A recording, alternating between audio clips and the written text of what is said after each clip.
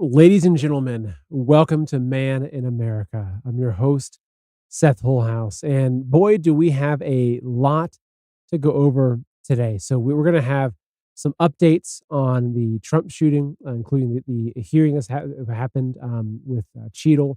She got grilled. I've got some good clips to show you from that. We have a lot of other new information that has also emerged in the shooting, including, I'm sure you're probably familiar with, at least with my coverage, where I've discussed the water tower shooter and how we had multiple people, and eyewitnesses and interviews saying that, yeah, we saw something on the water tower. Well, there's actually a video I'll be showing you today that was captured of someone literally on the water tower. It looks like it's somebody in some sort of black tactical gear, potentially holding a long range gun. So we'll be looking at that. But then obviously the big story that we're diving into tonight is the question: where's Joe Biden? I mean, and it's a very legitimate question. The guy hasn't been seen in about 5 days, and there is a lot of mystery surrounding his disappearance. And if the disappearance wasn't mysterious enough already, we have the his basically pulling out of the presidential race through announcing it via Twitter in a very, very strange way. So there are all kinds of inconsistencies and a lot of information that we're going to sort through that just doesn't add up. And if you know how I look at things, I'm looking for patterns. I'm looking for the coincidences, right? It's hone in on the coincidence. Like, oh, that's a funny coincidence. No, no, no, no. Don't just write off as a coincidence. There's something there, and we've got so many of those to go over today. So before we get started, for everyone watching on Rumble, thank you for supporting free speech and using Rumble. Make sure you hit that green follow button underneath the video. Again, if you're on Rumble, hit that green follow button. The other thing is, anytime you can give a thumbs up or write a comment on any of the platforms, it really helps to increase engagement, helps me to reach more people. The other thing is that we have our giveaway, which I'm going to keep talking about because I love it. It's great. So every Friday, and the first winner, we started midweek next week. The first winner will be announced this coming Friday. We are giving away 5 ounces of silver, right? This is real silver. Like, you can hear the clank of it. These are Buffalo rounds. They're literally this little 5-ounce pure 0.999 silver coins. And so we're giving away 5 of these every Friday. So if you want to enter to win, it's free. You go to maninamerica.com/win. That is also in the link below that website URL. So you can do it after the show or do it right now while I'm talking, right? maninamerica.com/win takes you to this, what you see right here. Just put in your first name and your email. And once you enter once, then you are going to be then on every single drawing. So every Friday, we're going to keep doing this giveaway. So you might win multiple times. And if you don't win, you'll keep entering into the drawing. So you might get an email from me in 3 months. And so I'm saying, hey, you want some free silver? I've got it for you. So again, maninamerica.com/win. All right, folks. So jumping into today's show, there is going to be so much for us to talk about tonight. Let's go ahead and start with the famous letter. So I'm going to pull this up for you. This is the letter from supposedly that Joe Biden put out. So this tweet was sent yesterday at 1:46 p.m. Now, what's kind of crazy is look how many views. This single tweet has 400 million views. 400 million views, okay? But let's just take a look at this first, okay? First off, this is not on an official letterhead. It's literally just someone could have written this up in Microsoft Word. It probably was just created in Word. It's just on the letterhead of Joseph R. Biden Jr. It's not on a presidential letterhead, which is strange, right? This is a significant announcement, which we'll be talking into that. But I'll read a little bit of it. It's because my fellow Americans, over the past 3.5 years, we've made great progress as a nation. Okay. And he goes on talking about how America has the strongest economy and a lot of things that I might beg to politely disagree with. But anyway, so he goes on, he continues, and he continues and continues. And he says, "It has been the greatest honor of my life to serve as your president. And while it has been my intention to seek re-election, I believe it is in the best interest of my party and the country for me to stand down and to focus solely on fulfilling my duties as president for the remainder of my term." Okay. But then he says, let me express my deepest gratitude to all those who've worked so hard to me. I want to thank Vice President Kamala Harris for being an extraordinary partner. So this is it. Okay. It's this was literally, okay. I'll pull up another tweet that's kind of, kind of walking through this. This is from Bill Ackman, who says, one would think that a letter to the American people from the president announcing his decision to step aside would not be signed using a digital signature, which if we zoom in, it is, and would be accompanied by a photo op and a scheduled conference call in the morning that followed. Instead, we have a digitally signed letter released on the president's X account, an account we know is run by a staffer. No photo, no live scheduled address to the American people. If I were China, I would invade Taiwan tomorrow, which is a good point. Okay, I mean it's a very very odd way of making a really really significant announcement. He also doesn't endorse Kamala in this, right? Which we'll be getting to, because the endorsement of Kamala, it's strange how it happens. It's almost like she endorses herself on behalf of Joe Biden, which I'll be playing that for you. So, but what's interesting with this, okay, obviously it's just strange that this letter's come out, not on any kind of official letterhead.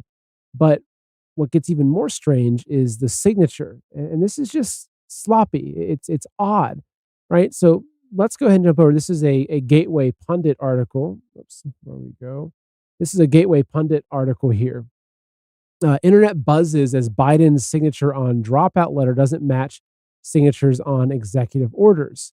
So this is also really strange. And there's been a ton of analysis floating around the internet on this. But okay, so you can see on the left of the screen is one of his verified signatures. On the right is the signature that was on the bottom of that resignation letter. So the article here says, on Monday, Joe Biden officially dropped out of the 2024 presidential race and endorsed Kamala Harris, which I'll get into the endorsement part. Biden's sudden decision to drop out of the race did not come through a press conference or an official White House press release, but rather from a post on X from Biden's X account that contained a letter without an official presidential seal. So it says Biden's campaign staffers were completely blindsided by Joe Biden's announcement to drop out of the race. Quote, none of us understand what's happening. We are all finding out by tweet. That's what a staffer told Politico.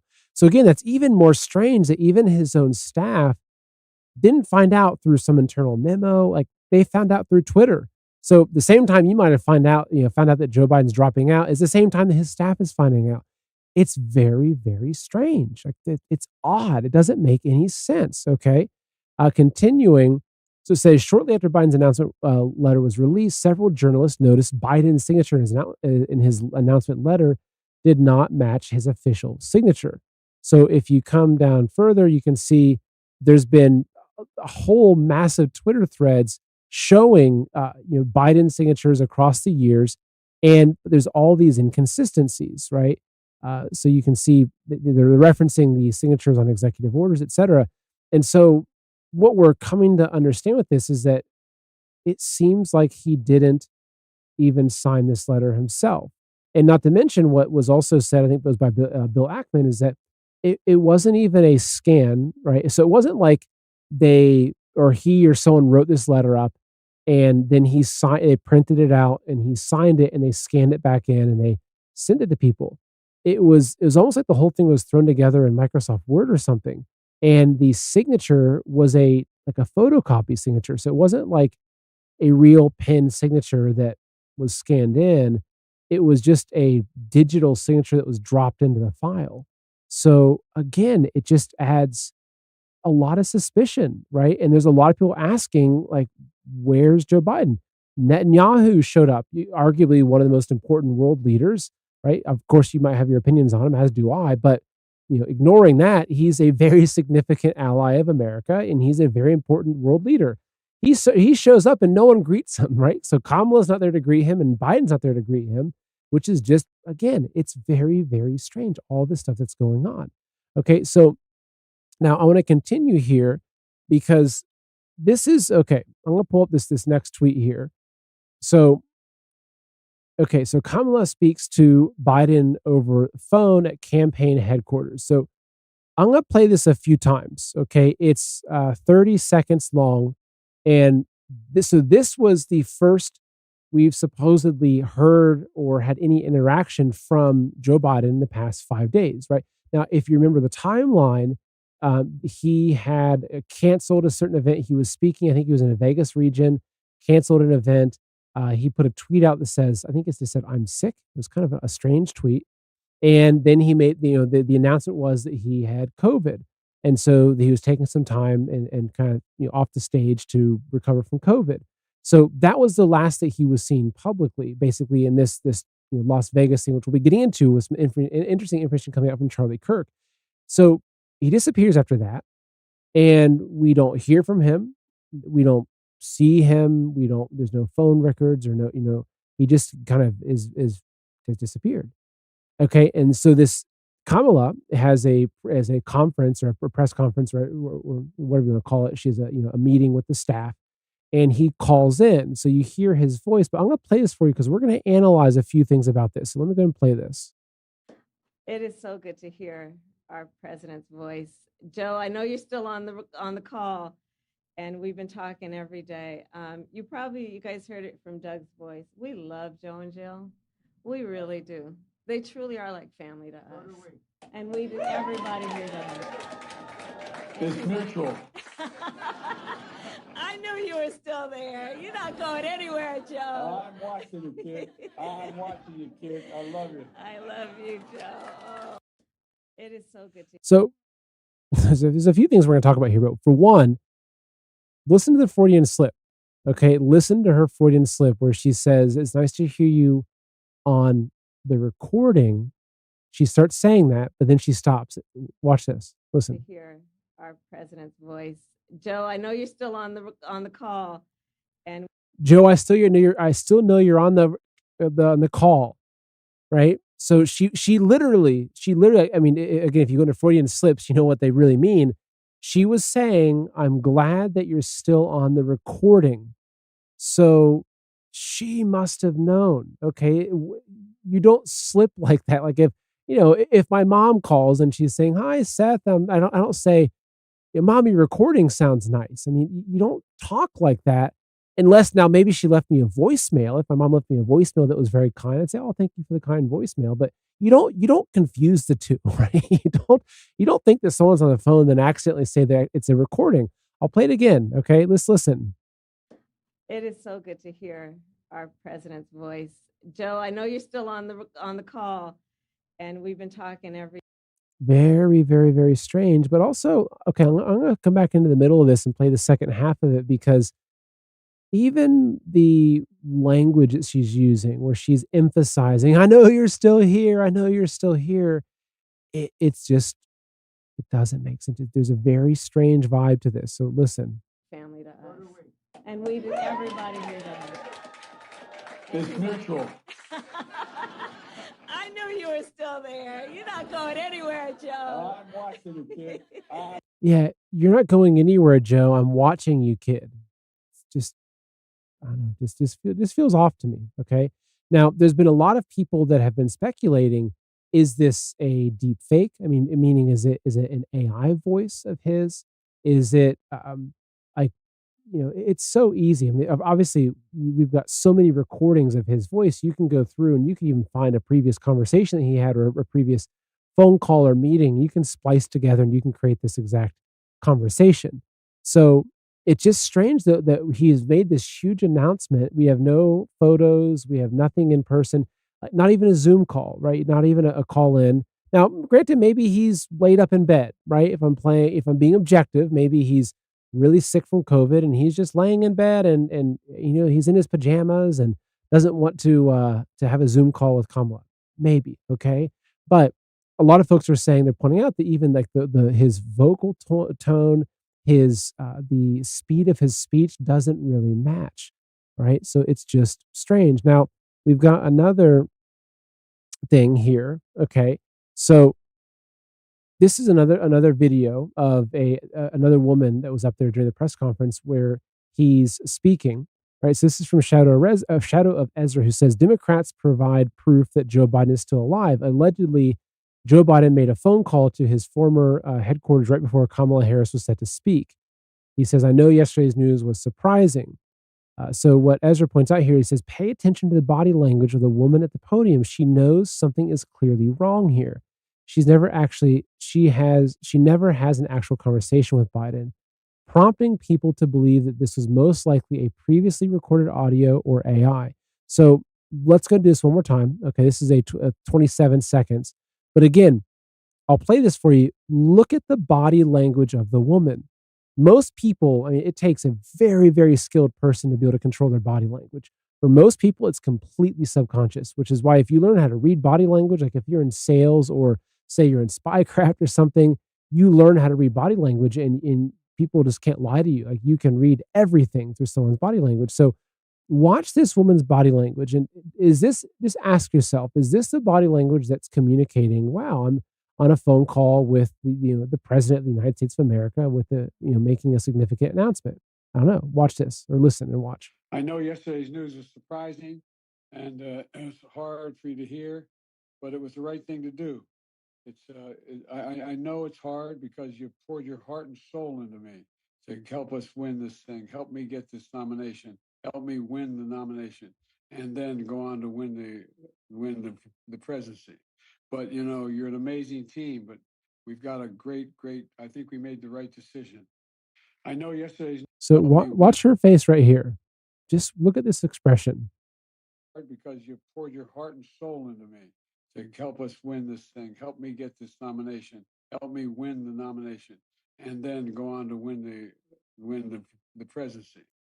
It's really strange. But what I mentioned earlier was the endorsement of Kamala. So Biden hadn't officially endorsed Kamala, but and I don't have the clip to play for you because I've got too many clips to manage here. But what she said though, when she's on the phone with Biden, she basically alluded to something like, "Oh, it's great to have your endorsement, Joe." Right? And he was like, "Oh yeah, of course." And so even that, it was unofficial. It's just really, really, I guess strange is the word of the night because all this stuff is just really, really, really strange. It doesn't add up. But actually, from some perspective, it does add up, right? If there has been a coup, which is, I'll get into this, it does potentially add up. So I've got another. So I talked about the information coming out of Vegas, right? So Charlie Kirk put out this tweet. This was this morning, okay, around noon. And he says, got a weird lead on a story that people should look into. I got a call from a source close to Las Vegas Metro. The official story was that Joe Biden's trip was cut short last week due to COVID. However, according to this source, U.S. Secret Service informed Las Vegas Metro, I'm assuming it was Las Vegas Metro Police, right?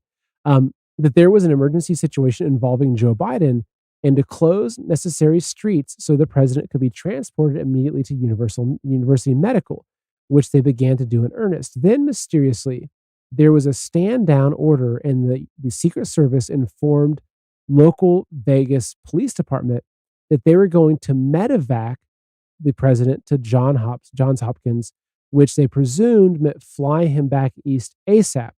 Apparently, the rumor mill in the police department was that Joe Biden was dying or possibly already dead. I didn't think too much about this lead, seemed too wild to be true, but given that Joe Biden has been out of the public sight for days and dropped out of the race via an X post, and his brother James indicated health was a factor, I'm beginning to grow more curious if COVID or something else has been more serious and reported. And then he puts out a message saying, if anyone from the LV Metro has information, please email him. He wants us to see. Okay, so there's another follow-up tweet to this. And he says, okay, so actually, I'll first do this one. So he goes, update, I've received multiple emails like this one confirming many elements of the story. Many have confirmed that a call went out to block streets to get Biden to University Medical Trauma Center ASAP. And then the plan abruptly changed and they got him out on Air Force One very quickly. I've not confirmed the IDs of these people, but there are an overwhelming number of stories corroborating essentially the same account that I felt comfortable sharing. I have people diving deeper into this now. So here, this particular email says, Charlie, your info is solid. I retired from Las Vegas Metro something. My source texted me just now, saying, quote, we were making plans to go to UMC Trauma first, called in the box squads to come help shut down the route, then changed to taking him to the airport. He was on the plane fast, and it took off faster than I've ever seen Air Force One leave the airport. And then there's a follow up that he said, and so he says, people have sent me a post from Emily Gooden, a senior White House correspondent for the Daily Mail from July 17th. She documented that the flight time from Vegas to Dover was 3 hours and 48 minutes, extremely fast, and that Air Force One flew so fast the plane shook. This seems to confirm reports of how urgently Air Force One took off out of Vegas. The questions are, did Joe Biden have a serious medical event in Vegas that has been covered up? Did that medical event contribute to his decision to pull out of the race? How precarious is Joe Biden's current health condition? So this is like just, taking a step back and piecing all this together. What it looks like is that he had some sort of medical thing, potentially. They flew him back, to Delaware or whatever region. I know he often is up in Delaware, and something has happened though, right? So there's a handful of theories, and going from just kind of more normal to much more speculative. But one is maybe he is really sick, and he's legitimately coming to a point where he's saying, okay, you know what, it's too difficult to keep going. There's all these issues coming up. I'm just gonna pull out. And maybe he even tells one of his staffers, he goes, look, just put a letter up on Twitter. I've had enough of this stuff. He's tired. He's cranky. Who knows? But you could also look at this and think, okay, hypothetically, the medical emergency that he had in Vegas, was it something that someone caused? Was he poisoned? Was something done to him to make him sick? Is this all part of the timing, right? If you think about the timing of the debate, the timing of the assassination attempt on President Trump, and then him now Biden pulling out after getting sick, shortly after the the whole Trump thing, all this timing is just very, very odd. And so, one question that I have is he even alive? And I know it's a morbid question. I don't want to be disrespectful but it's a very valid question. I mean, look, people are dying suddenly all over the place these days. They're just dropping dead. It's something that's become normal, and that's a whole different story that I'm sure you're very well aware of, but it just doesn't really add up. And so the other speculation is that did they plan this, right? Because back when the debate happened, and it was just this woeful performance that even you could tell that CNN was in a lot of ways complicit with making him look even worse. Like, they weren't throwing him softballs. It was a very, I was surprised at how much they pressed him for hard answers, and how even when he was uncomfortable and they would have normally backed off to not show his actual mental state, they still pressed him, and it really exposed where he was mentally. And then you look at that in the post-debate coverage where everyone's freaking out.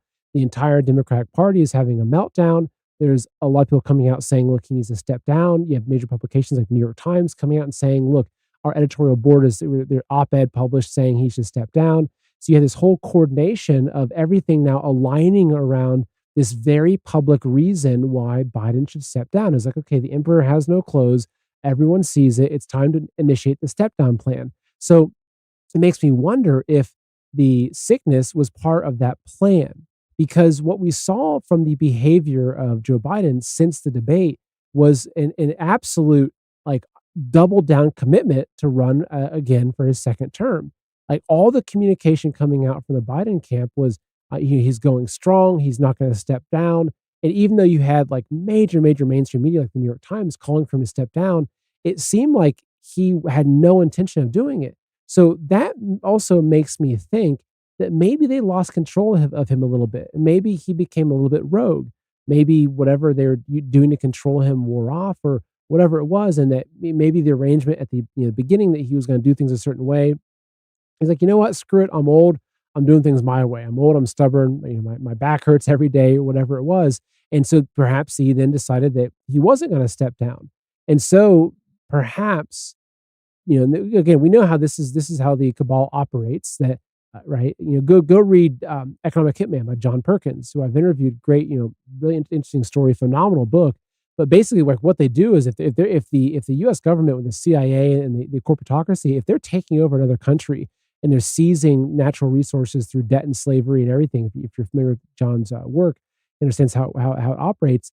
He explains that if a president, say the president of Ecuador or Panama, if they don't agree to sign up and kind of basically operate as an agent of the deep state, if they don't agree, they get killed, right? So John Perkins literally says that if these presidents don't agree to sign up for this debt slavery, through America and these global banks, then the CIA jackals, that was the term he used, the CIA jackals are sent in to kill the president and then put their person in place, right? So the government is capable of doing this kind of stuff. So it makes me think that is this kind of sickness thing, is it something much bigger? Is it something more nefarious? Is it truly a coup where they've got the sitting president, which we know of the coup that happened in 2020, but still it's like a double coup, right? It's like a coup within a coup, right? So we had a coup in 2020, but now there's another coup, which is but from the same party. Like Tom Clancy couldn't even write this stuff. Like if he was sitting down trying to imagine, okay, I'm gonna create the best novel of like spycraft and just insane politics and deep state stuff, he'd have a hard time coming up with something as creative as this, right? We're now on like the second coup where they're pulling him out. Okay, so which gets me to the question of, I mean, what announcement comes next? Are we going to have an announcement tomorrow saying that Joe Biden's passed away from from COVID complications, or I mean, he could already be in that state. Like it could have been that even on Air Force One on the way back, they just took care of him, right? I mean, this is we're dealing with a criminal government, folks. It's not your normal American government. Like go look at communist China and look what happens over there. It's like, oh yeah, it happens all the time, right? Go look at any communist country, and it's like, yeah, they'll off leaders, they'll kill anybody and everybody because a lot of this is rooted in this specter of communism that's controlling these people and these governments, and it's satanic, it's dark, it's evil, and they will kill and destroy life as they need, unfortunately, right? So, but what's interesting though is about this is whether or not he lives until the election actually is really important. So I'll pull up the next thing here. So if you're looking at, okay, so and there's still some more information coming up about this to kind of understand what's really happening. But here we go. So this is from Jesse Matchy. Says Wisconsin does not allow withdrawal from the ballot for any reason besides death. So this is interesting. So the Heritage Oversight Project has set their sights on 3 contentious swing states where they believe taking Biden off the Democratic ticket would not allow anyone else to replace him: Georgia, Nevada, Wisconsin. Obviously critical states for the presidential election. So he says Wisconsin, actually this is him, this is a Daily Mail article. Wisconsin does not allow withdrawal from the ballot for any reason besides death.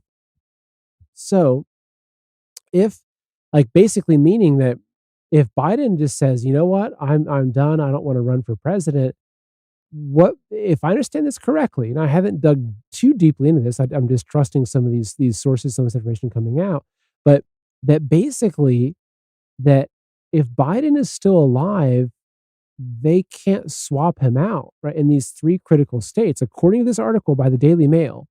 So for them to successfully have a different person as the Democratic nominee presidential candidate and be on all 50 states, Biden has to be dead. It's the only way to circumvent this. So it just makes me wonder, is that part of this? I mean, it gets really odd and really deep. What's also interesting, and this is just kind of strange, is that someone, this is in wokeness, but I'm sure someone found this, that looking at Google searches, right? You can look at Google searches, and of course they're lying with certain things, but you can also see Google searches are showing, they show the thought processes of a lot of people. You can look at searches and see, gosh, there's a huge spike on this for some reason. So someone did a comparison for the 2 things of, is Biden dead or donate to Kamala, right? So this is strange. So at the very beginning of the day, July 22nd, you could see that is Biden dead? Very little search activity, but a lot of people searching for donate to Kamala. So then as you get into the middle of the day, both searches are flat, but then people are now searching. It's spiking. So I'm curious where it is now, but it's spiking the search term of is Biden dead? So people are wondering. I mean, it's a very legitimate question. It's not like, it doesn't matter whether you're Republican or Democrat or libertarian or, what doesn't matter, right? Like it's a fair question to ask. Is our president still living? It's a very fair question to ask, right? Because it affects all of us. So anyway, that was just mind-boggling. Okay, so we're kind of concluding our section on what's happening with Biden. And next for me, I'm heading into what's happening with President Trump and the assassination and the committee that's kind of looking into this and grilling Cheadle. But anyway, just framing this whole situation with Biden, I think over the next couple of days, we're going to have some really crazy information coming out. But also we're looking at, okay, if he steps down, so on this phone call, he's now, he's endorsed Kamala, and supposedly, or it kind of, she did it for him. She's like, "Hey, you're endorsing me, right?" And he's like, "Oh, yeah, of course." But we're seeing a lot of really influential people coming out and endorsing Harris, and so it looks like that everything is aligning. The war machine is aligning around her, but we'll see how this unfolds. I guess we'll see. I mean, it's a wild ride. And the thing is that there's also a lot of theories out there saying that she's just a filler, right? So she's just a filler until they get to the DNC, and they're going to work their magic, and all of a sudden it's going to be Hillary Clinton or Michelle Obama. I mean, who knows? So it just hang on to your seats, folks, because the next, say, 6 months are going to be absolutely insane. Okay, so jumping into what's happening with the assassination attempt. Okay, so we have the hearing now. Okay, so we have the congressional hearing. Okay, where basically, so Cheadle, right? So Kim Cheadle, she's the head of the Secret Service, is being grilled, and this is one. So this is almost a 5-minute video. I'm just going to play the video for you in its entirety because the guy who's talking to her, it's Representative Pat Fallon from out of Texas. He's asking all the questions that we've been asking. And I'll give a little bit of a caveat. I've seen so many of these hearing videos go around. Like every time there's a Fauci hearing, you'll see it. Everyone's all excited and Fauci gets roasted by Rand Paul, and Zuckerberg gets roasted by Ted Cruz, and nothing ever comes out of it.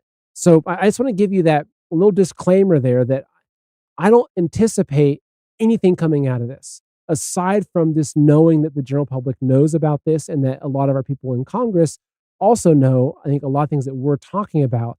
But I just, I'm very cautious with even showing these videos because I feel like that what it does is that they'll take someone like Fauci, right, who's still walking free, right? The guy's just walking free, and who cares? He's just, he's rich as anything and whatever. So they have these hearings and everyone gets so excited. It's like, oh yes, justice. It's like, no, it's not justice.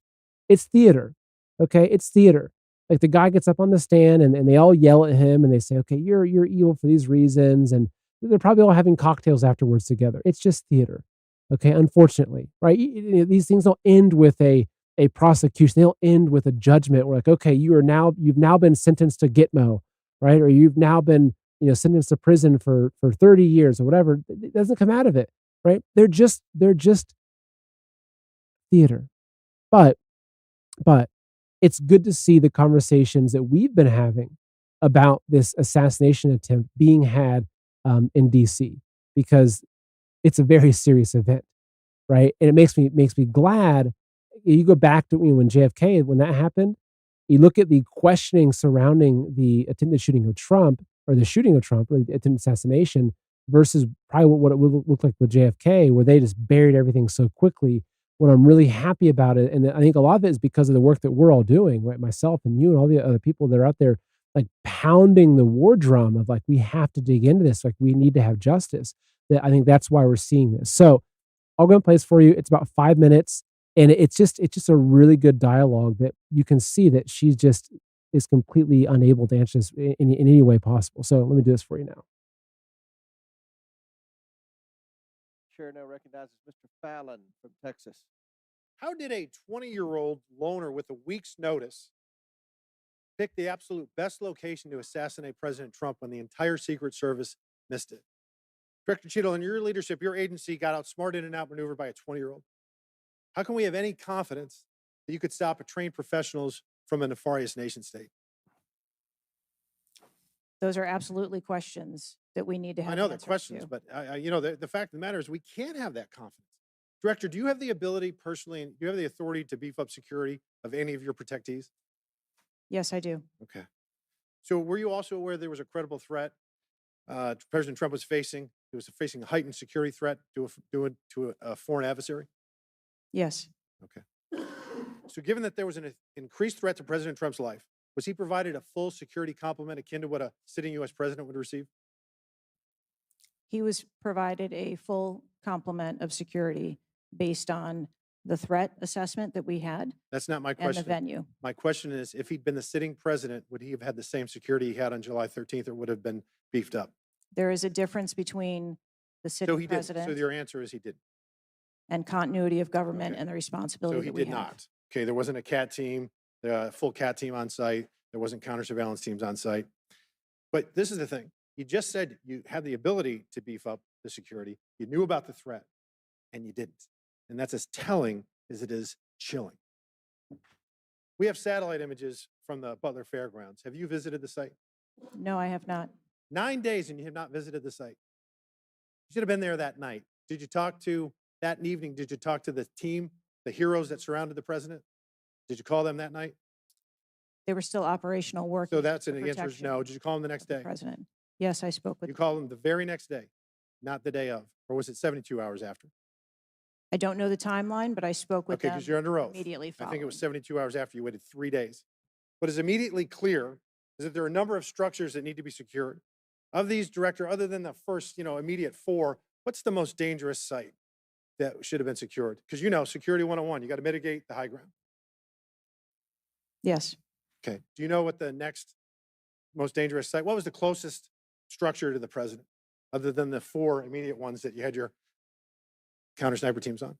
There are a number of structures around that event site. You know who the shooter knew? The shooter has visited the site 2 more times than you have, and he had a drone, and he picked the AGR building.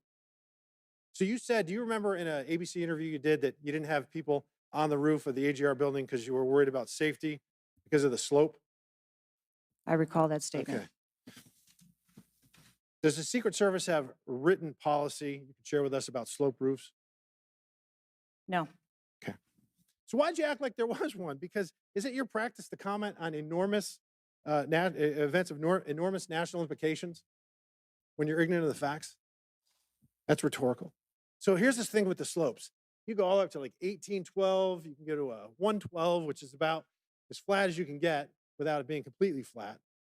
And you're saying that there was a danger, safety concern there. But the problem is, Director, you put your counter snipers on a 312 roof, which is steeper than the 112. And by the way, the 112 is ADA compliant. You can build a ramp for a wheelchair on a 112 roof. So these are nothing but pathetic excuses, and they make no sense, and they're a bunch of cow dung. All the law enforcement I've spoken with for the last 9 days are amazed that the AGR rooftop was not secure. You want to know why? Because it's dangerous. I have never had any long gun training in my life. I own an AR-15, and last time I shot it one time my whole life, was 6 years ago.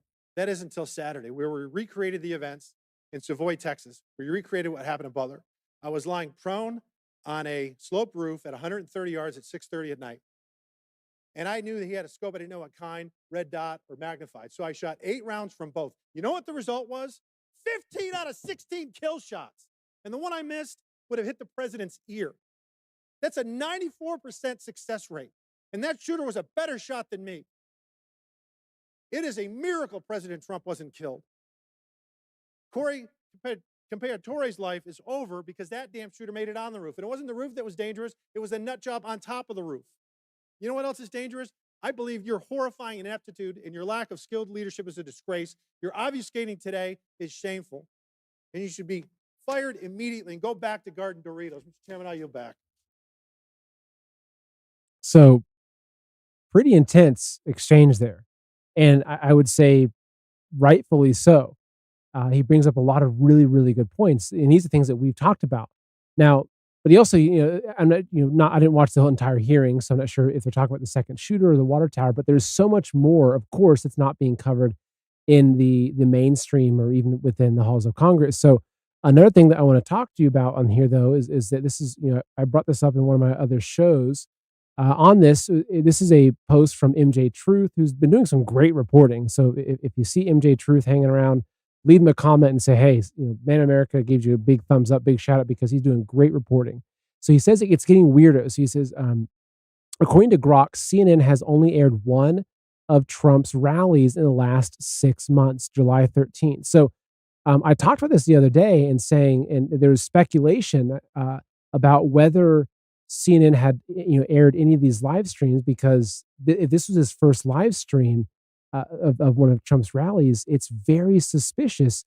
It makes you wonder, were they airing it live on purpose so that everyone that was watching would see Trump's head explode, right? With like a big cloud of blood and all the other stuff too. I mean, this is where it turns sinister.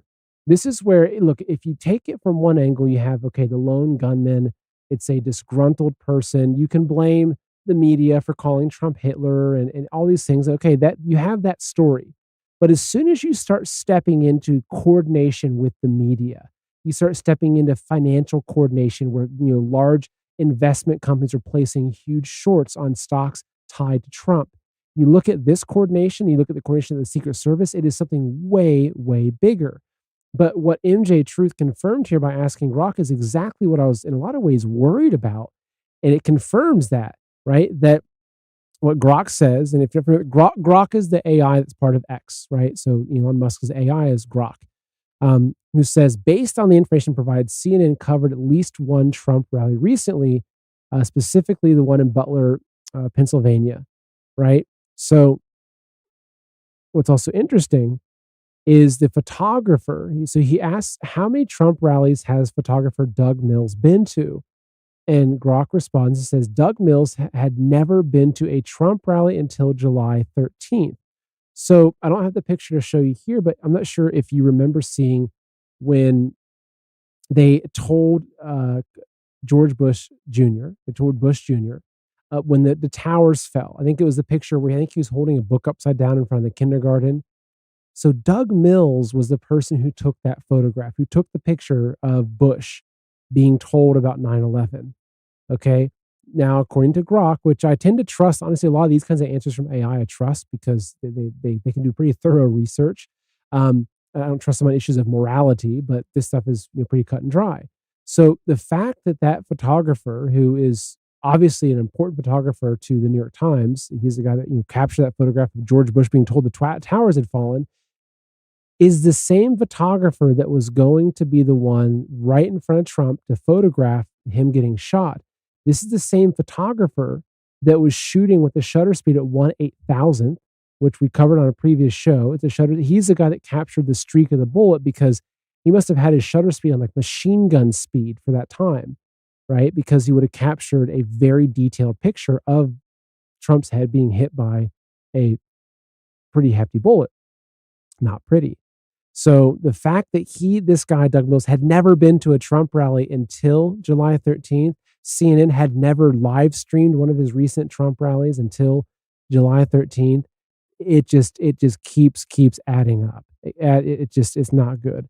So now, I told you about I played before in the previous show, the video, actually multiple videos of different eyewitnesses saying they saw somebody on a water tower. They saw a shooter on a water tower. No one was talking about it. Right now you see it, people are talking about it, but of course the mainstream media is not talking about it. But here, though, this is literally a video of someone captured of a guy on the water tower when the shooting was happening. So I'll play this for you. It's a minute long. I'll go ahead and full screen this one so you can see it and so you can read some of the information on there as well. I apologize to the podcast or audio only listeners because there's not much to listen to or to kind of listen to and understand this. But if you see it, you can see it. So this is a video of something, what I suspect personally is maybe some sort of, operative, some sort of sniper that was supposed to maybe make sure that Trump wasn't going to survive if someone else missed. I mean, I actually think that there were multiple shooters. I think that there was the Patsy shooter on the roof. There might have been a shooter from within the building that was a professional shooter. The shooter on the water tower. So again, from every angle, it's a miracle, right? It's a miracle they did not successfully kill Donald Trump because they had redundancy. But I'll go ahead and play this. I'm going to full screen it so you can watch it full screen. But it's a minute and 4 seconds. And this is showing a detailed video. It's from far away, but you can see that there is somebody in a black outfit on top of the water tower. And if you listen to the audio, you can tell that this video was taken precisely when the shooting was happening. So here this goes. Take a look at what happened.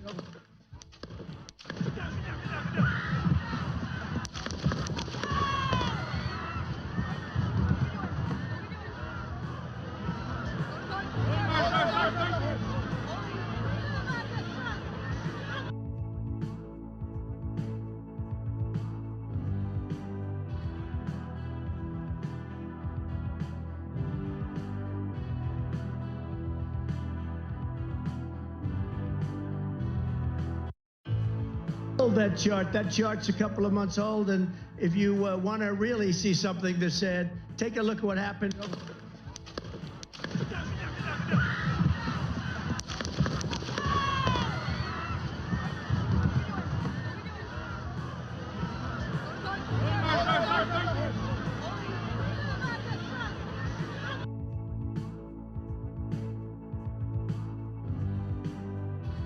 So what we also have happening there. Okay. So again, there you see video. To me, it's pretty obvious there's somebody up on top of that water tower. It looks like somebody dressed in black, which would make sense. Tactical gear. You're not going to be wearing army camo at the top of that, right? Okay, most likely some sort of black gear, a black gun, and again showing that this is a much more coordinated event than they want us to believe. Now, continuing, so there's a guy named Tony Segara, I think it's right, you pronounce his name, who I've tried to get a hold of for to interview, but he hasn't responded. But so he's someone that has basically been able to track different locations. Like he's gotten a hold of the geolocation data, similar to what Greg and Catherine did with True to Vote. With the whole the mules video, basically where they would use geolocation to track cell phones and everything. So what this guy had done was track the location of the cell phones interacting and visiting the kind of Patsy shooter's house, right? Crooks. So, and here's a post of this from Kim.com, who's saying a person who regularly visited Trump assassin Thomas Crooks at his home and workplace was pinged by a cell tower within 500 meters from FBI headquarters in Washington, D.C. a year before the assassination attempt. Who does this device belong to, and did the FBI meet with that person? So here's a tweet. This is from the Oversight Project, who says that someone who regularly visited Crooks' home and work also visited a building in Washington, D.C. located in Gallery Place. Let's expand this. Whose device is this? So this is also really interesting that we're seeing that, according to this, that there were people, or person visiting him, but also going back and forth to D.C. So it even, again, sets up for even further that was this guy some sort of MK Ultra? Was he being controlled? Was he being bribed? Was it an entrapment? Similar to what happened with Whitmer and the kidnapping plot with Whitmer. It's hard to say, but to me, what it points out is that there is some coordination happening from DC with this. Okay, now they also told us, obviously, we had talked about how, and most people are aware of this, say, oh, the roof slope was too much, and it was too steep for the Secret Service agents, etc. So here's a video. This is from the Representative Eli Crane. So he shares this video taken from a second floor window Secret Service allegedly had access to that overlooked the roof that Thomas Crooks shot from. So Crane traveled to Pennsylvania to see the crime scene for himself. He says, quote, "This video is taken from one of the windows the Secret Service had access to overlooking the entire roof. Makes you wonder how on earth they actually allowed the shooter to access the roof, let alone crawl up it and fire several shots." So I'm going to play it. It's a minute 15, but this is also, again, this is more concrete evidence that this was allowed to happen.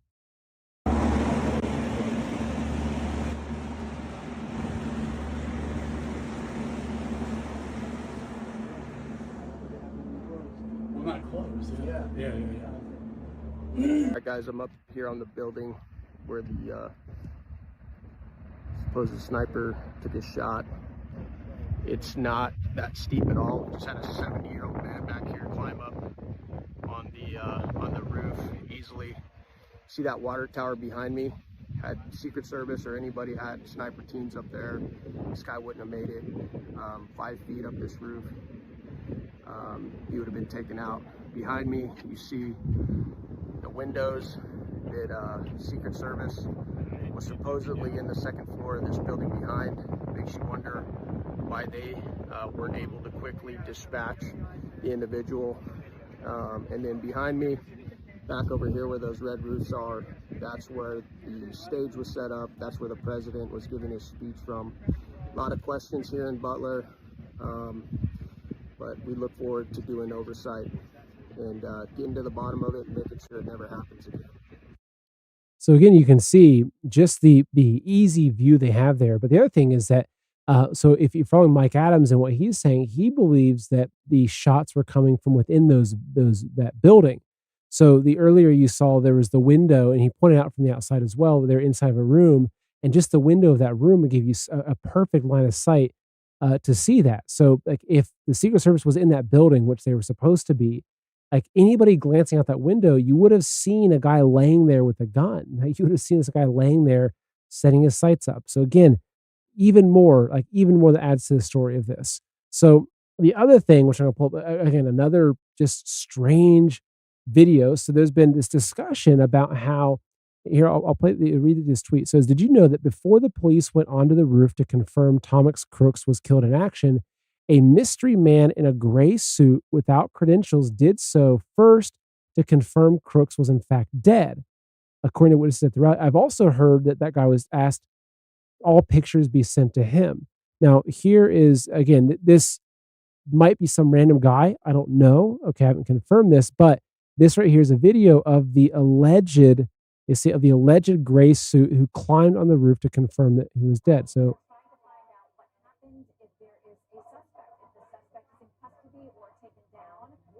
it would not be surprising because there was very quick response, as there always would be in this kind of situation. This is developing very quickly, and it's happened very quickly. As you can see, some law enforcement mulling around there. The crowd not. So you can see, and I know, I mean, it's just some guy in a suit. That guy could have been, he could have been a janitor, right? Of course, he's wearing a suit, so probably not.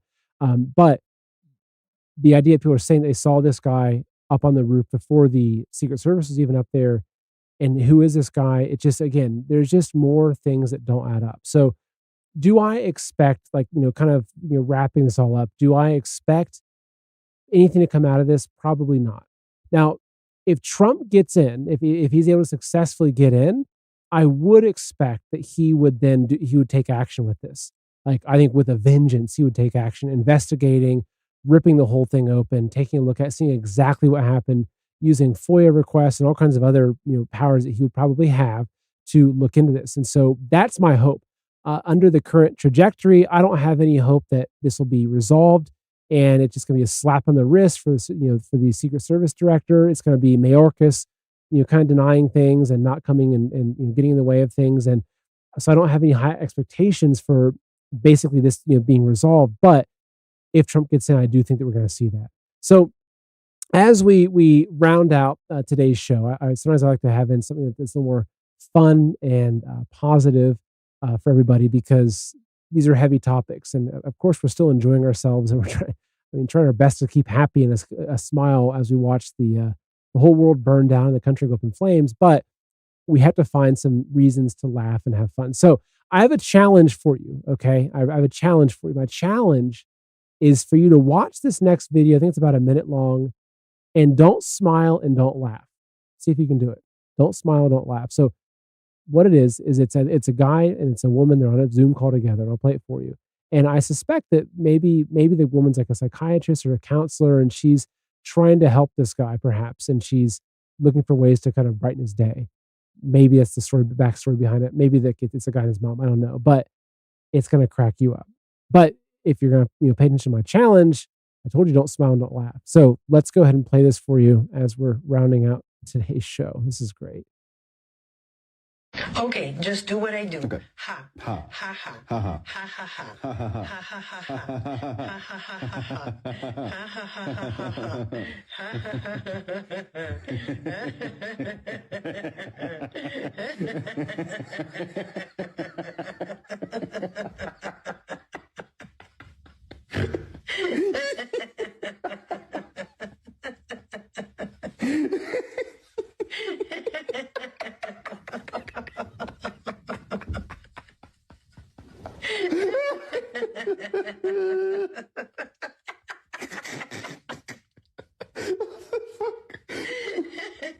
Okay, just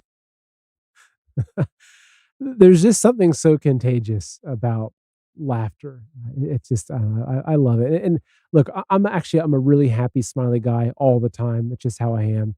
So it's kind of funny that my profession now is talking about these really serious topics and talking about the deep state and the cabal and the plot to enslave and depopulate the world. And but you got to find something light. You got to find reasons to smile. Like, for me, I've got a little 3-year-old that's turning 4 soon that challenges everything about me, which is great. She's just very independent. But I've also got a little 5-month-old, which is just the absolute highlight of my day. It's just this little sweet baby. I spend as much time as I can with her because it's so precious. So folks, as we're closing out, I want to give you just a big reminder to make sure you sign up for our silver giveaway. So it is maninamerica.com/win. You go there. We got 5 ounces of silver we're giving away every Friday. Make sure, the show's ending now. You have no excuse not to do it. Hop in there, fill that out. The other thing is that one of our sponsors for today's show, ExpressVPN. So there's a few things I want to say about this company.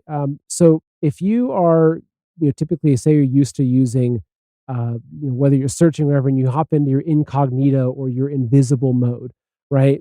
Which, I mean, these days, everything we do is being tracked. And there's certain things like, say you're buying ammunition, say you're ordering, maybe you live in a state like Texas and you're going online to buy bullets, okay? And you don't want people tracking you, right? There's a lot of instances that are not only like nefarious things, but also good reasons why you don't want to be tracked. But the thing is that Google just had, I think, so like a $5 billion lawsuit because what happened is that even in their incognito mode, you were invisible, right? So it was deceiving people that even when you think that you're invisible, you're not, and everything is still being tracked, right? So if you don't want to be tracked, you have to use a VPN. That's how it works. If you don't want to be tracked online and you don't want that to come back on you, with under today's government, I don't want them tracking me, right? So that's why ExpressVPN. So ExpressVPN, how it works basically is that without it, the third parties can still see every website you visit. Okay, so your internet provider, service provider, your mobile network provider, so Verizon, whoever that is, the admin of your Wi-Fi network. So the admin of the Wi-Fi network can still see everything that you're doing, even if you're in that invisible incognito mode.